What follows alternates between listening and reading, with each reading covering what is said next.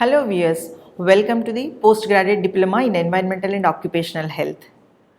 Today we are going to discuss about MEVE 002, that is healthcare sector.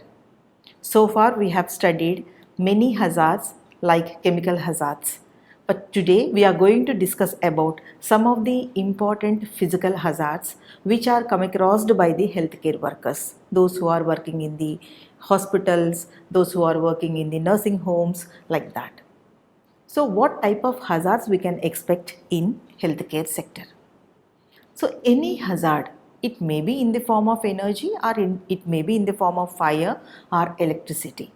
So we have already discussed at length of the physical hazards in some other courses, but they are pertinent to some industries or some other organizations or some educational institutions, depends upon their work. But today particularly we are going to discuss about the physical hazards which are faced by the healthcare sector. So energy that can enter our body through our skin, that is maybe it is heat, cold, vibration or radiation, or maybe it is an electric shock. Through our ears, it may be noise or music or shouting, like that. And sometimes it may be through our eyes also, like light, laser, sunlight. So exposure to the physical hazards which are all these mentioned especially can cause the pain and injury. That means if it occurs every day, and then definitely the people may develop like exposure to slips, trips, falls, that is electricity, noise, vibration, radiation, heat, cold and fire. So these are some of the examples of the physical hazards, especially they are come across in the healthcare sectors. So now today we are going to discuss about only few, not all, but most important as well as the major, normally slips, trips as well as falls, that is STF. It is a common phenomenon in all healthcare sectors. So we will see that what is the slippery floors, trips and falls, and then how it will happen. And also we will discuss about the shock injuries also in the healthcare sector especially. So slips, trips as well as falls on the level surfaces, normally they were the second most commonly reported accidents which are caused in the healthcare sector every year. So 30% of the reported events are the accidents which are resulted in the participants' absence from work for more than a month. So that means they are not accustomed to that particular area.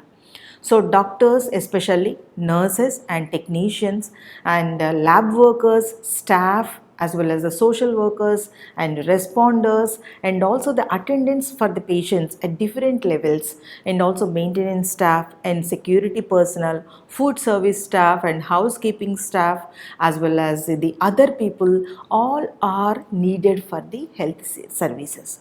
So all individuals, those who are come across this type of healthcare environments and who have the potential to come to contact with the patients, and also the infectious materials and like bodily fluids or the contaminated medical supplies and medical equipment, and also contaminated environmental surfaces, and also contaminated air especially, all these are normally call it as a group of things, that is healthcare personnels, that is HCP normally we can call it as. So in addition to these, health services are also offered by the number of locations like small as well as big, inpatient and outpatient and operating rooms, and also the clinics, nursing homes, and there are so many setups are there for the healthcare sectors.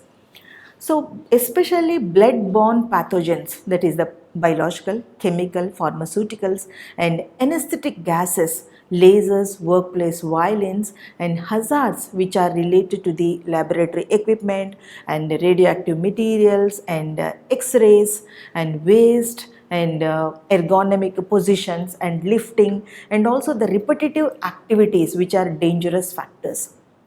So formaldehyde, for example, I would like to give that, which are used in the laboratories to preserve the tissue and organs, is one of the many potentially dangerous compounds.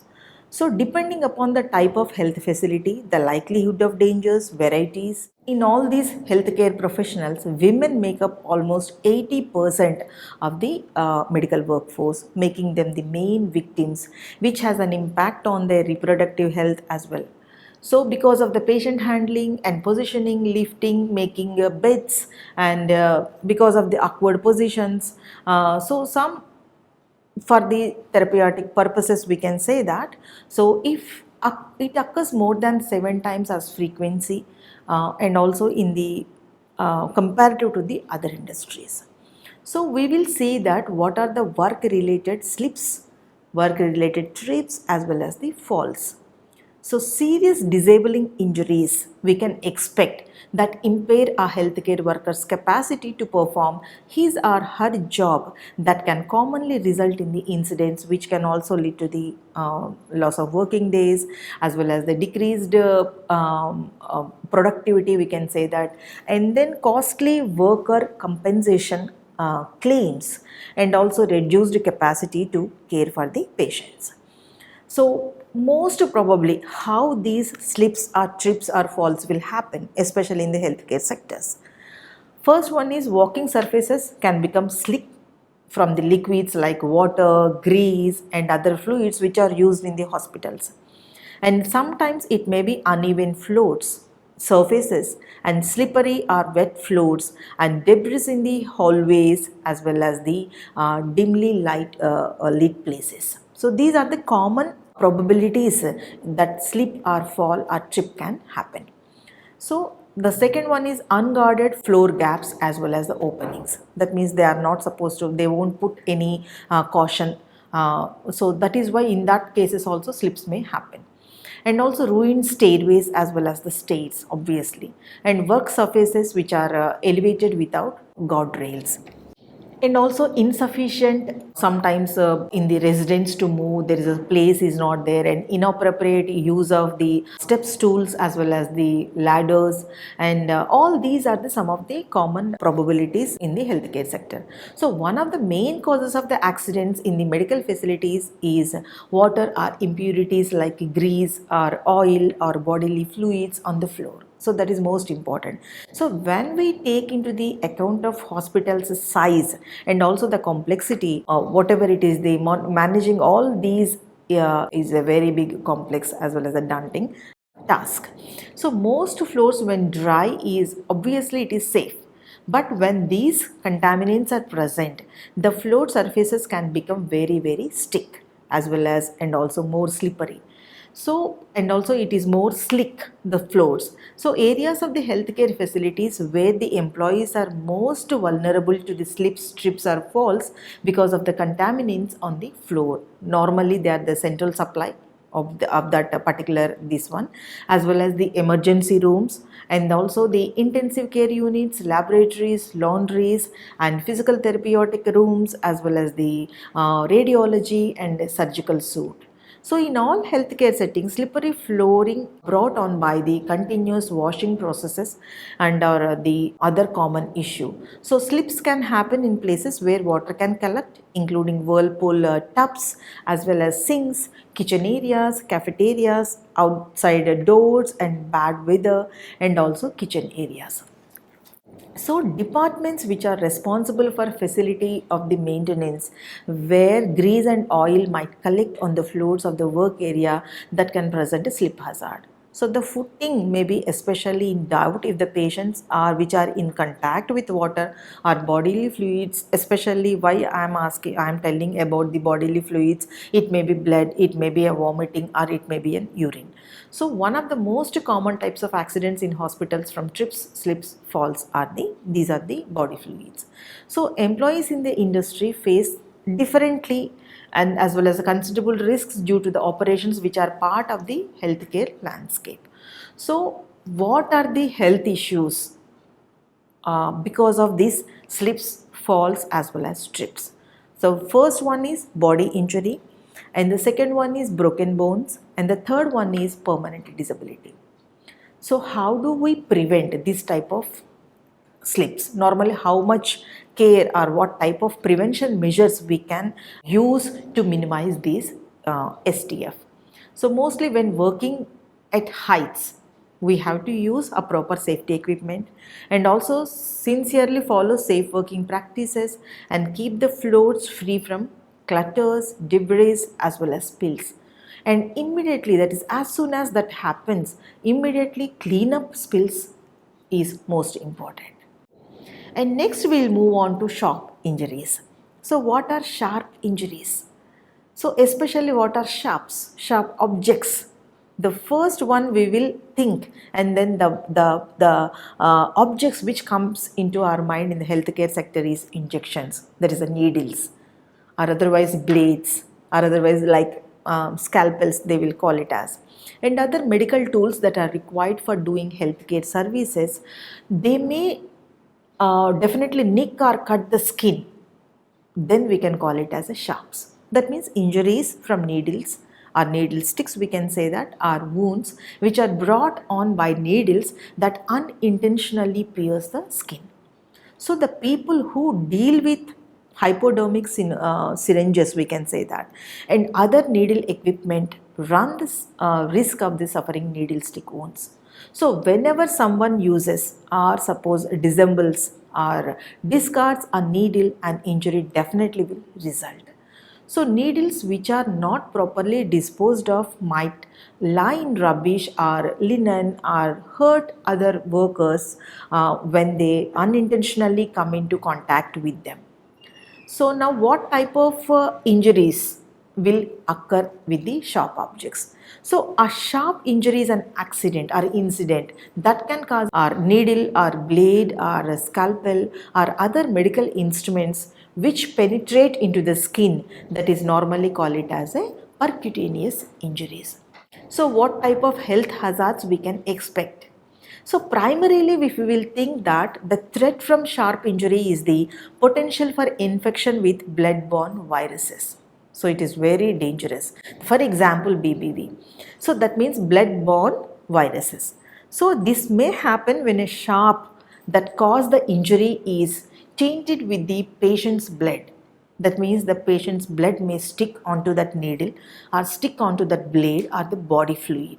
So the most dangerous blood-borne pathogens are, there are many things are there. The most important, I would like to give you some examples, that the hepatitis B and then hepatitis C, which are most important, are concerned, as well as the human immunodeficiency virus, that is HIV, and that causes the AIDS, that is acquired immunodeficiency syndrome. So these are the most important blood-borne pathogens. So the accidental needle sticks that can inject potentially harmful substances. That means we are not talking about the intentional needle sticks. We are talking about the accidental needle sticks, improperly using the dustbins, or we are spreading the healthcare sectors, they will spread around them because of these needles, because of the patients. So these substances definitely go into the body through the skin. So the risk of ingesting dangerous medications that exists, but the biggest worry is the to contact the, especially the ingesting dangerous medications like the infectious fluids or particularly blood. Certain diseases are also there that are effectively disseminated by even tiny amounts of infectious fluids. So sharp can also create a cut in the skin which allows contact with the blood as well as the other fluids of our body. So by blood-borne pathogens, the risk of infection upon contact with the infected blood definitely varies person to person. In addition to this, hepatitis B virus that can remain active on the ambient surfaces for the longer than a week. That means if you will touch after 1 week also, it can harm to our body, and also it is remain active in the ambient surfaces for more than 1 week. That is also most important factor for this one. And also the inanimate objects which are also contaminated, that can also obviously result in indirect exposure. So in the healthcare sectors especially, and employees, laboratory researchers, and and also veterinary employees, they have all contacted numerous additional diseases which are caused by viruses, bacteria, fungi, and also other microbes that result in the injuries. For example, I would like to give some examples like blastomycosis and also brucellosis, and then cryptococcosis and diphtheria and herpes, malaria, and mycobacteriosis and mycoplasmic pneumonia, and then Rocky Mountain spotted fever. So these are the syphilis and tuberculosis. These are some of the examples. So many of diseases were transmitted in rare as well as the isolated events. So they still demonstrate, and the needle stick and sharp injuries can have serious consequences. So what we have already discussed about the hepatitis B and then hepatitis C, and also the HIV. So the transmission of the infection that depends on the number of factors like the person's natural immune system, and also age factor, and also other related associated ailments. So we know the number of injuries each year is definitely high, and also how to prevent this type of injuries is most effective way to protect the workers. So if we will think about the comprehensive sharp injuries prevention, so some programs have been already developed. So that is the properly recommended guidelines and improved equipment design and effective disposable systems, and also employees training and safe recapping procedures, and wherever it is necessary, obviously, and then surveillance programs. These are the most important prevention techniques. So as part of the program to reduce the sharps injuries, workers those who are working with the sharps must receive education as well as the training regarding that particular equipment, and also they have to receive training on how to safeguard themselves, and also while using the devices and other who could come into contact with it during or the after procedure of the medical equipment. And also it is also recommended that the people utilize safety engineered tools like shielded needle devices or needle free systems. This is also most important as well as interesting developments with self sealing ports and syringes, and some jurisdictions we can say that mandate the use of these safety devices, and also according to the physical healthcare systems, and also medical healthcare systems, and also the public healthcare systems. So the patient safety as well as the healthcare providers, the safety must be taken into account while using these devices. So normal recommendations, we can see that needles shouldn't be capped again. That means once you are used, it should go into the dustbin. And then healthcare personnel should always cover open skin regions or lesions on hands and arms with dry dressing. And used items should be immediately stored in a conveniently or the designated puncture resistant container, which are normally conveniently accessible at the point of care. So these are the most important, and the normally they are negligent people and then casual attitude, it will not work, and then they will get affected. And also if the dressing makes it difficult to practice good hand hygiene, as well as the consultation is highly required. If spills of blood or bodily fluids are anticipated, protect your eyes, nose and mouth with protective gear. These are the most important small important things. And if someone has been exposed to blood or bodily fluids, the immediately administering the first aid immediately, that is right away, we can say that. So initial aid should consist of normally gently washing the wounded location with soap and water, and also the rinse with the running water, and the broken skin should be rinsed thoroughly. So if you will see the healthcare hierarchy of the prevention, the next thing comes with the elimination. So we have to look for the strategies to stop using needles during the procedures, and the administration of the medications, and also the collection of the specimens. And if you will see the engineering controls using sharps disposal containers or other devices with an integrated injury prevention function, eliminate or isolate the hazard.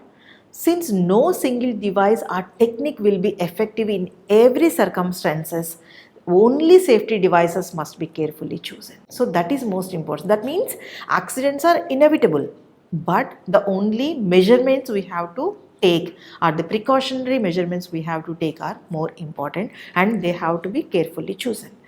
And also how to control the workplace accidents. So that means actions that can be taken to reduce injuries like this type of accidental injuries. Maybe it is utilizing instruments to load or upload scalpels or grab needles, and avoiding passing sharp objects from hand to hand. So isolating sharps from other trash, not carrying garbage or the linen bags are close to the body like this. So whenever there is a necessity arises, personal protective equipment should be utilized as the final form of control. That is the situations where recapping is considered necessary, or to develop safe approaches which workers can follow. So workers should never move an exposed needle tip towards an unprotected hand. That is most important. So, and then recap it by laying the cap on a flat surface and scoop it onto the tip of the syringe held in one hand. So that is also major important precaution you have to practice. And also the keep the free hand away from the sheath. There is a protective sheath and well behind the exposed needle. And all workers, those who are at risk, should also be aware that there is a hepatitis B vaccine is also available. So that is also one of the preventive measure. Better to take the vaccination, get vaccinated. So the ability to properly dispose of spent needles and also other sharp objects is essential for avoiding injuries. So disposable bins, that is a must, should be accessible to all healthcare workers. And employees should put needles in containers with broad mouths as well as the puncture resistance, and also to enable safe disposal, place disposal containers especially where the needles and sharps are utilized, and sharps containers should be removed and replaced when they are 3/4 full. That means there is a criteria that one half or half or 3/4 like that. If once it is into that level, immediately it should be replaced once it is 3/4 full. So therefore replace them before they are totally loaded. So ensure that they are sealed, gathered and also disposed of in compliance with local biological waste disposable laws. That also we have to keep it in mind. So all employees, those who are required to report any instances in which they discover needles or other sharps at patients' besides or in routine waste, they have to inform immediately. A crucial instrument for gathering information is surveillance software that offers through accident analysis and determining the rate of injuries. That should be one of the most important program objectives, like examining the contributing varies and also where variables to the injuries, and also ensuring the wounded employees receive the right care, and also determining the areas where the preventative programs which are needs to be improved, and these are the things, and also contributing to the development of useful solution to that issue. So these type of prevention measures one has to take in the healthcare sectors. So dear learners, today we have discussed about the physical hazards especially come across and faced by the healthcare sectors, that is the needle sticks as well as that is a sharp objects, and also we have seen that slips, trips as well as falls. So in the next session we will come up with some other physical hazards. Thank you.